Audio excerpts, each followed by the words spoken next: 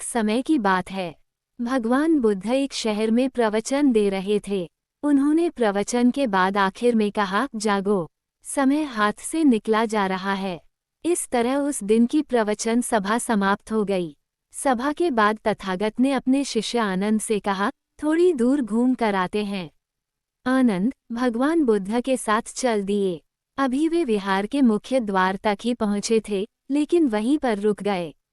प्रवचन सुनने आए लोग बाहर निकल रहे थे, इसलिए भीड़ का माहौल था। वे दोनों भीड़ कम होने का इंतजार करने लगे। इसी बीच उस भीड़ से निकलकर एक स्त्री भगवान बुद्ध के नजदीक आई और उसने हाथ जोड़कर कहा, तथागत, मैं नर्तकी हूँ। आज नगर के श्रेष्ठी के घर मेरे नृत्य का कार्यक्रम पहले से तय था, लेकिन मैं उसके बारे में भूल चुकी थी। यहाँ जैसे ही आपने कहा कि जागो, समय निकला जा रहा है, मुझे तुरंत इस बात की याद आई कि मुझे कार्यक्रम में जाना है। उसके बाद एक डाकू भगवान बुद्ध से मिला और उसने कहा, तथागत, मैं आपसे कोई बात छिपाऊंगा नहीं।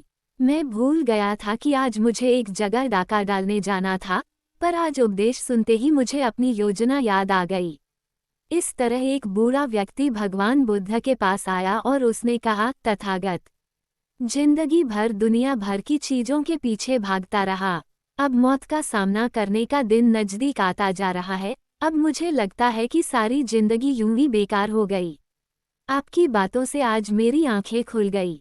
आज से मैं अपने सारे मोह छोड़कर निर्वाण के लिए कोशिश करूंगा।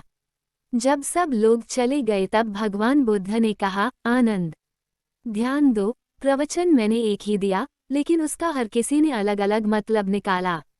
इसलिए कहते हैं, अच्छे ने अच्छा जाना मुझे, बुरे ने बुरा जाना मुझे। जिसकी जितनी समझ थी उसने उतना ही जाना मुझे। अगर आपके पास कोई विचार या सुझाव हो तो कमेंट के माध्यम से हमें ज़रूर बताएं और मेरे चैनल को सब्सक्राइब करें। धन्यवाद।